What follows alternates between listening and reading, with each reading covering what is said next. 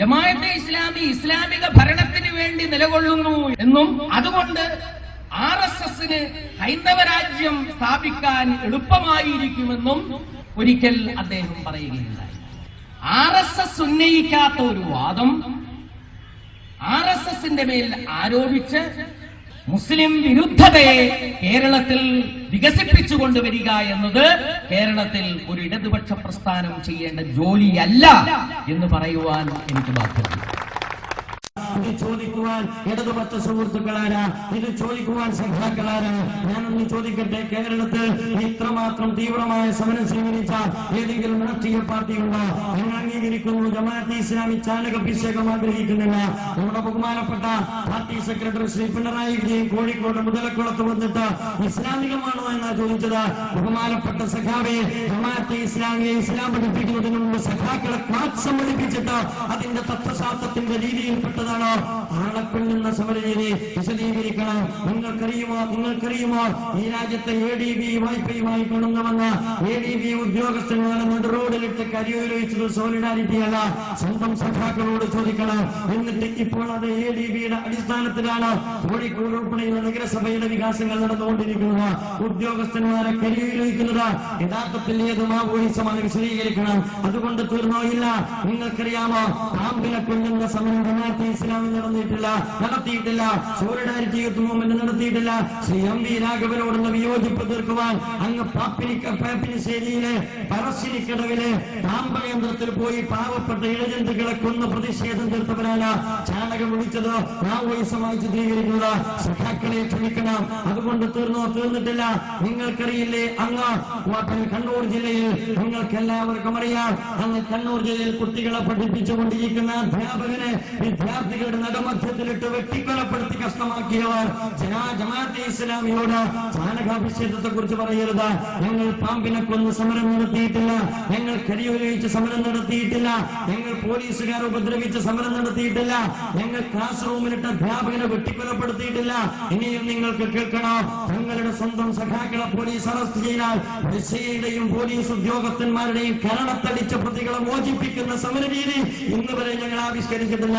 ഒരു കാര്യം ഞാൻ നിങ്ങളെ വെല്ലുവിളിച്ചുകൊണ്ട് പറയുന്നു, 7 കൊല്ലത്തെ സമര പോരാട്ടത്തിനിടയ്ക്ക് സോളിഡാരിറ്റി നടത്തിയ ജനകീയ സമരങ്ങളിൽ ഒരു പോലീസുകാരനെ പോലും കുപ്പിയിൽ കൈവച്ചിട്ടില്ല, ഒരു പോലീസുകാരനെ പോലും പ്രഹരിച്ചിട്ടില്ല, ഒരു പൊതുസ്വത്ത് പോലും നശിപ്പിച്ചിട്ടില്ല, ഒരു KSRTCയുടെ ചില്ല് പോലും കല്ലുകൊണ്ടിട്ടില്ല, ഒരു പൊതുജനത്തിന് പോലും ഒരു ഉപദ്രവം ഏൽപ്പിച്ചിട്ടില്ല, ഒരു ഉറുമ്പിനെ പോലും മർദ്ദിച്ചിട്ടില്ല. ആ അർത്ഥത്തിൽ 7 കൊല്ലത്തെ സമര പാരമ്പര്യമുള്ള ഒരു പ്രസ്ഥാനത്തോടാണ് പാമ്പിനെ കൊന്ന അധ്യാപകനെ വിദ്യാർത്ഥികൾക്കിടയിലിട്ട് വെട്ടിക്കൊന്ന കരിയൊഴിക്കുന്ന ഒരു പ്രസ്ഥാനം ജനാധിപത്യത്തെ കുറിച്ച് പഠിപ്പിക്കുന്നത്. ഞാൻ പറയുന്നു, നിങ്ങൾ ജനാധിപത്യത്തിന്റെ പടിവാതിൽ ചവിട്ടാൻ അർഹതപ്പെട്ടവരല്ല, അത് ഞങ്ങൾ തിരിച്ചു പഠിപ്പിക്കുവാൻ അർഹതപ്പെട്ടവരാണ്. അതാണ് ജമാഅത്തെ ഇസ്ലാമിയുടെ ചരിത്രം. എന്നിട്ട് വർഗീയത, എന്നിട്ട് ദേശവിരുദ്ധത. നമ്മൾ അങ്ങോട്ട് കയറിയാൽ കുറച്ച് പറയും, അത് പറഞ്ഞാൽ അല്പം കൊള്ളും. അത് വേണോ എന്ന് നിങ്ങളാണ് തീരുമാനിക്കേണ്ടത്. വാക്കെല്ലാവർക്കും ഉള്ളതാണ്, വാക്കെല്ലാവരുടേതുമാണ്, സ്വാതന്ത്ര്യം എല്ലാവർക്കും ഒന്നാണ്, നികുതി എല്ലാവരും കൊടുക്കുന്നതാണ്. അതങ്ങോട്ടും ഇങ്ങോട്ടും പറയാൻ തീരുമാനിച്ചാൽ അല്പം ബുദ്ധിമുട്ടുണ്ടാകുമെന്നാണ് ഞാൻ പറയുന്നത്. അപ്പോൾ തുടങ്ങി ജമാഅത്തെ ഇസ്ലാമി വർഗീയവാദികളാണ്, അവർ തീവ്രവാദികളാണ് എന്ന് വിശദീകരിക്കണം. എന്നാണെന്ന് വിശദീകരിക്കണം. ജമാഅത്തെ ഇസ്ലാമിയെ കാണാൻ മുണ്ടിട്ട് കുഞ്ഞാലിക്കുട്ടി പോയില്ലേ എന്നാണ് ചോദ്യം. മുണ്ടിനാട് CPIMന്റെ നേതാക്കൾ ജമാഅത്തെ ഇസ്ലാമിയെ കാണാൻ വന്നിട്ടുണ്ട്.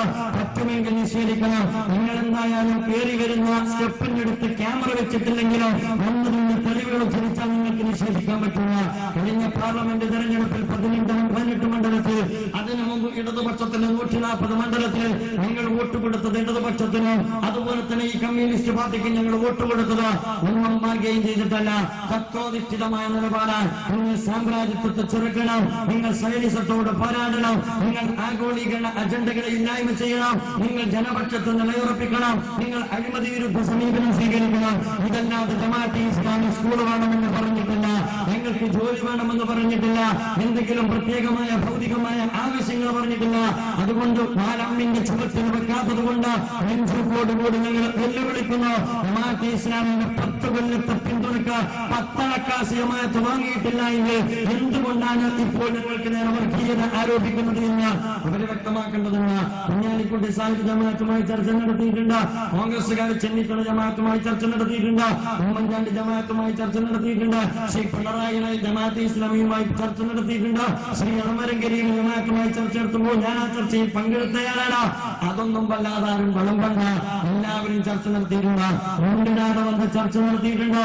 രാഷ്ട്രീയം തന്നെയാണ് എല്ലാവരും ചർച്ച ചെയ്തത്. അതല്ലാതെ കുടുംബകാര്യങ്ങളൊന്നും ആരും ചർച്ച ചെയ്തിട്ടില്ല എന്ന് ഓർമ്മപ്പെടുത്തുവാൻ ഞാൻ ആഗ്രഹിക്കുകയാണ്. അങ്ങനെ ചർച്ച ചെയ്യപ്പെടാൻ പാടില്ലാത്ത വിധം എന്താണ് ജമാഅത്തെ ഇസ്ലാമി ചെയ്തത് എന്ന് ഈ കേരളത്തോട് വിശദീകരിക്കേണ്ടുന്ന ബാധ്യത ഇടതു വലതുപക്ഷത്തിനുണ്ട് എന്നാണ് ഞാൻ പറയുന്നത്. ഇത് ഹിന്ദുത്വ കാറ്റ് കളിക്കാനുള്ള ഏർപ്പാട്. അത് ഞങ്ങൾക്കറിയാം. അതറിഞ്ഞുകൊണ്ട് തന്നെയാണ് ഞങ്ങൾ കാര്യങ്ങൾ മനസ്സിലാക്കുന്നത്. കമ്മ്യൂണിസ്റ്റ് പാർട്ടി ഇന്ത്യ വിഭജനത്തെ അതിന്റെ 1942 പാർട്ടി കോൺഗ്രസ് പ്രമേയത്തിലൂടെ പിന്തുണച്ചോ. ഇന്ത്യൻ ജമാഅത്തെ ഇസ്ലാമിയുടെ അന്നത്തെ ആദ്യ സമരക്കാരൻ പറഞ്ഞു ഇന്ത്യ വിഭജിക്കപ്പെടാൻ പാടില്ല എന്ന്. അതിന്റെ പേരിൽ സമുദായ രാഷ്ട്രീയ പ്രസ്ഥാനത്തിന്റെ പ്രഖരമേറ്റോ. ഇനി നിങ്ങൾ ജനാധിപത്യത്തിലേക്ക് ഒന്നുകൂടി വരാം. ജമാഅത്തെ ഇസ്ലാമി തുടക്കം കുറിക്കുന്നത് സ്വതന്ത്ര ഭാരതത്തിൽ സ്വതന്ത്ര ഇന്ത്യയിൽ ഒരു ഭരണഘടന മുറുകെ പിടിച്ചാണ്. അത് നിങ്ങൾക്ക് പരിശോധിക്കാം. ഭരണഘടനാ വിധേയമായി ജനാധിപത്യപരമായി നിയമാനുസൃതമായി ജമാഅത്തെ ഇസ്ലാമി പ്രവർത്തിക്കാം. നിങ്ങൾക്ക് ഏത് ഏജൻസിയോടും അന്വേഷിക്കാം. നിങ്ങൾക്ക് സർക്കാർ സംവിധാനത്തോട് അന്വേഷിക്കാം.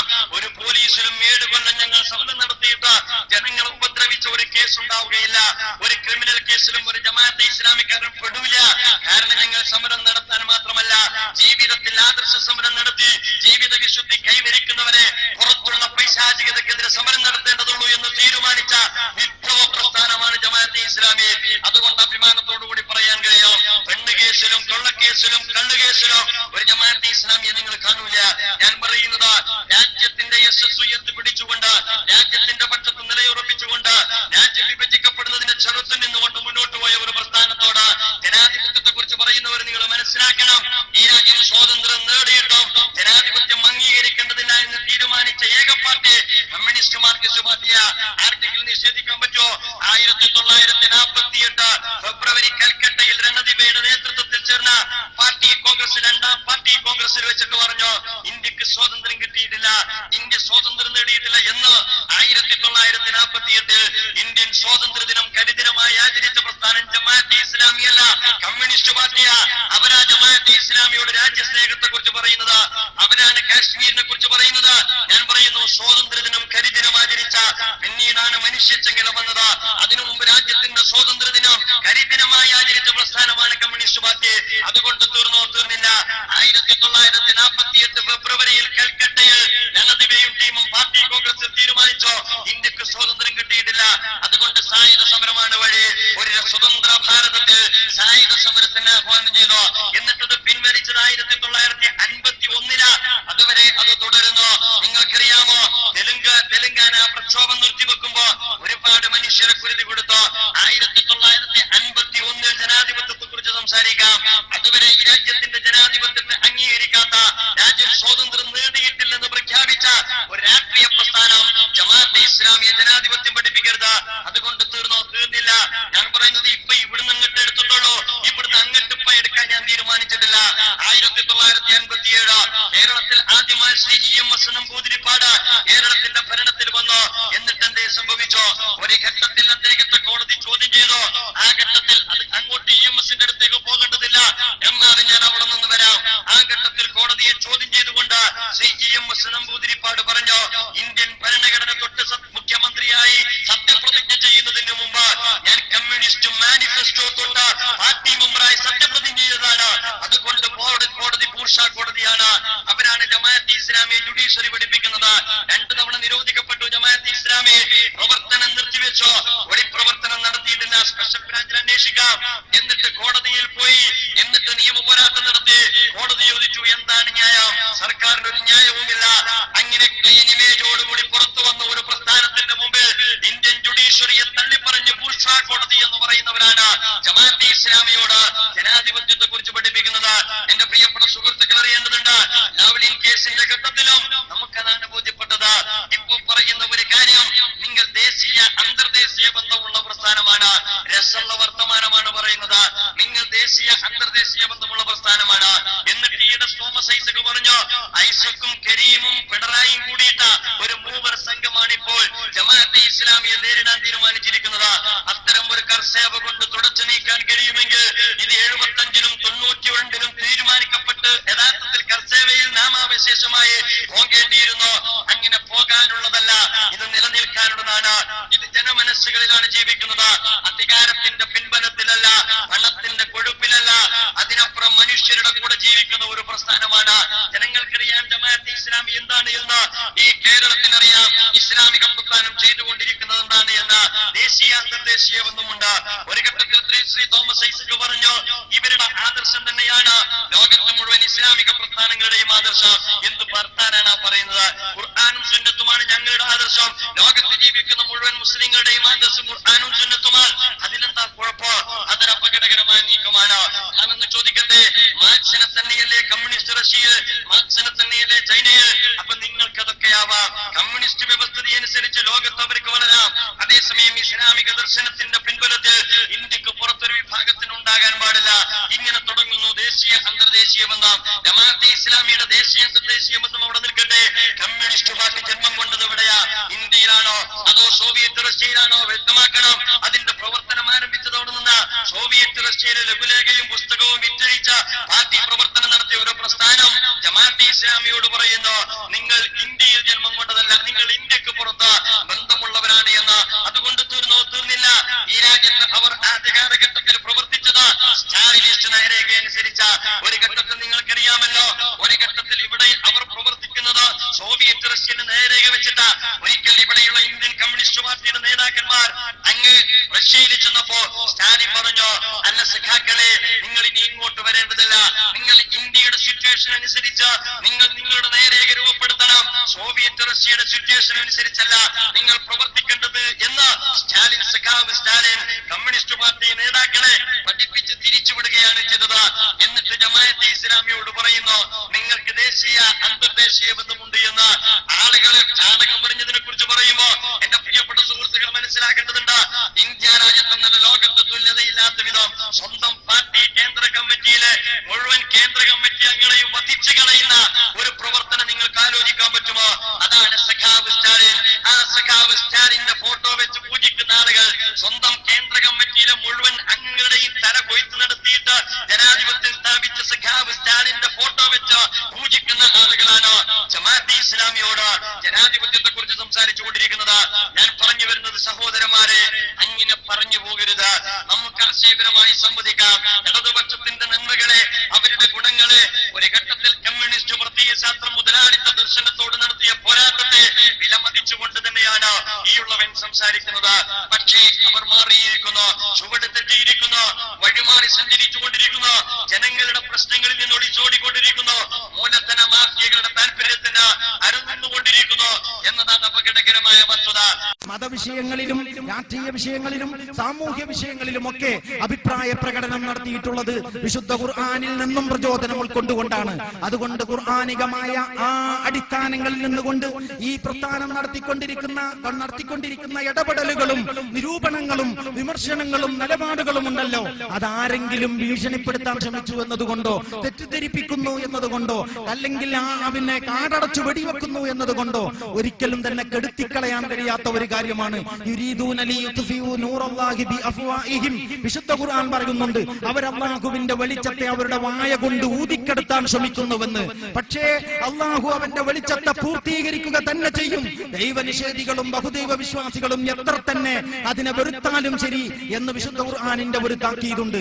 അപ്പൊ ഖുർആനിൽ നിന്ന് ഊർജം സ്വീകരിച്ചുകൊണ്ടാണ് മുന്നോട്ട് പോകുന്നത് എന്ന് ആത്മാർത്ഥമായി ബോധ്യമുള്ള തെറ്റായ ഒരു കാര്യവും ആ അർത്ഥത്തിൽ സ്വന്തം നിലക്ക് ചെയ്യുന്നില്ലെന്ന് പൂർണ്ണ വിശ്വാസത്തോടുകൂടി ജമാഅത്തെ ഇസ്ലാമി പ്രവർത്തകർ ഉറച്ചു വിശ്വസിക്കുന്നു. അള്ളാഹുവിന്റെ മാർഗത്തിൽ അവനേൽപ്പിച്ച പണിയാണ് ഈ കാലഘട്ടത്തിൽ ജമാഅത്തെ ഇസ്ലാമി ചെയ്യുന്നത് എന്ന്. വിശുദ്ധ ഖുർആനിൽ പ്രവാചകന്മാരുടെ പണി പോലെ അവർ രണ്ട് ദൗത്യം നിർവഹിച്ചതായി നിങ്ങൾക്ക് കാണാം. ഒന്ന്, എല്ലാ പ്രവാചകന്മാരും എല്ലായിടത്തും പറഞ്ഞിട്ടുള്ള കാര്യം ജനങ്ങളോടുള്ള പൊതുവായ ഒരു ഉത്ബോധനമാണത്. ആ രണ്ടാമത്തെ ഒരു വശം, അവരവർ ജീവിക്കുന്ന നാട്ടിലെ പ്രതിസന്ധികളോട് അവർ നേർക്കുനേരെ ഏറ്റുമുട്ടി. അത് മൂസാ നബി അലൈഹിസ്സലാം ഫറോവയോടാണ് ഏറ്റുമുട്ടുന്നതെങ്കിൽ, ഇബ്രാഹിം നബി അലൈഹിസ്സലാം നമ്രൂദിനോടാണ് ഏറ്റുമുട്ടുന്നതെങ്കിൽ, ഹൂദ്, സാലിഹ് പോലെയുള്ള അലൈഹിസ്സലാത്തു വസ്സലാം ഇതുപോലെയുള്ള പ്രവാചകന്മാർ ആ നാട്ടിലെ ധൂർത്തന്മാരും പങ്കച്ചക്കാരും അഹങ്കാരികളും തമ്മാടികളും താന്തോന്നികളുമായ ആളുകൾക്ക് നേരെ വിരലുയർത്തി.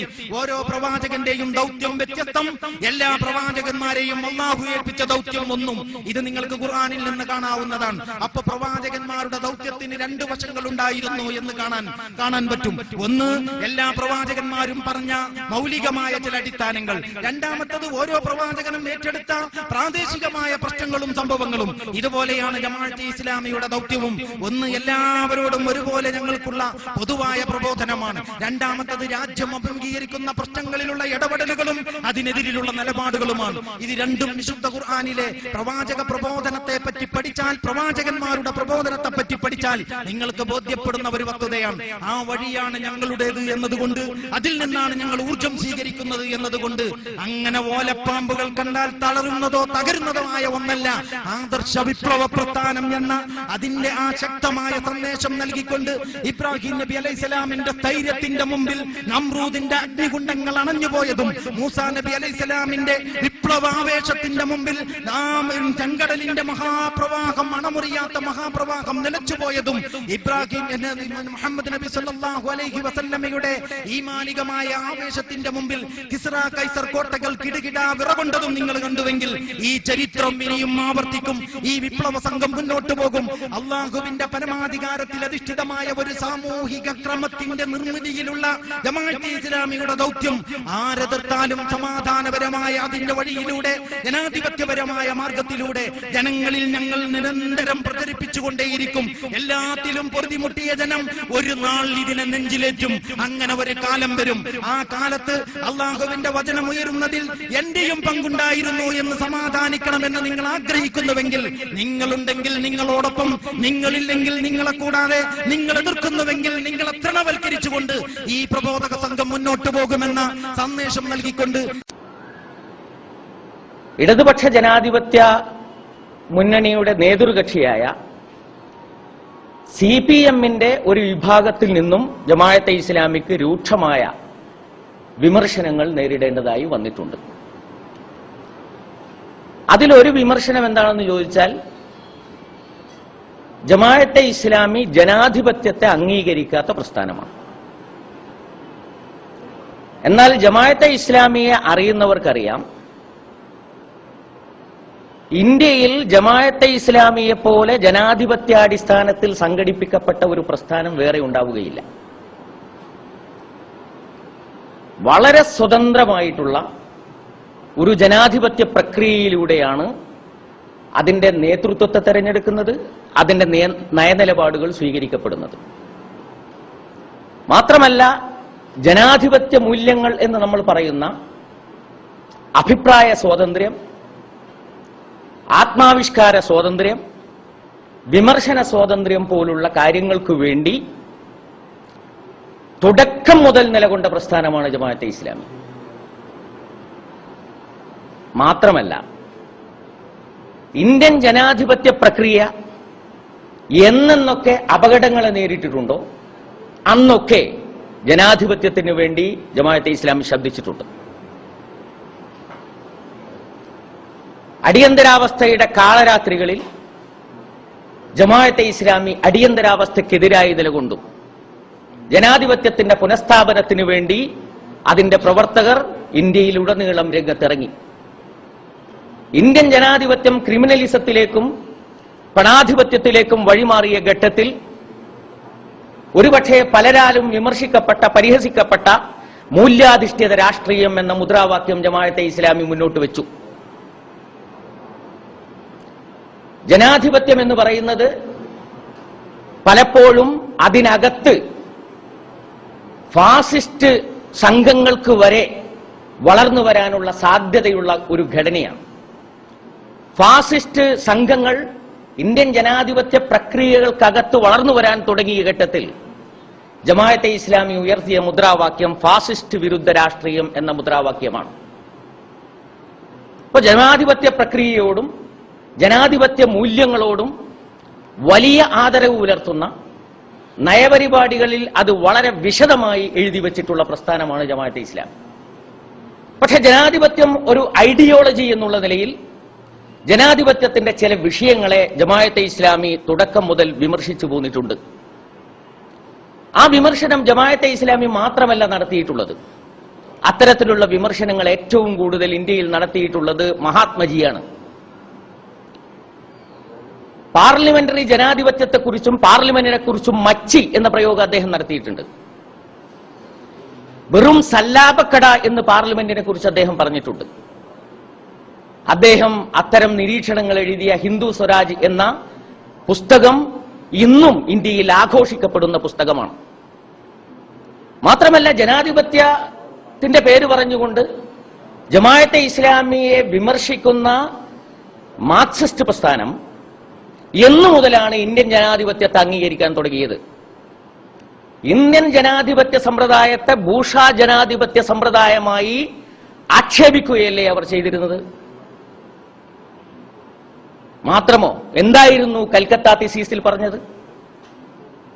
മാത്രമല്ല, ഇന്നും സ്റ്റാലിനിന്റെ ചിത്രം പൂജിച്ചാരാധിച്ചുകൊണ്ടിരിക്കുന്ന ഒരു പ്രസ്ഥാനത്തിന് ജമാഅത്തെ ഇസ്ലാമിയെ ജനാധിപത്യം പഠിപ്പിക്കാൻ എന്താണ് അവകാശം എന്ന് അവർ വിശദമാക്കേണ്ടതുണ്ട്. രണ്ടാമതായി,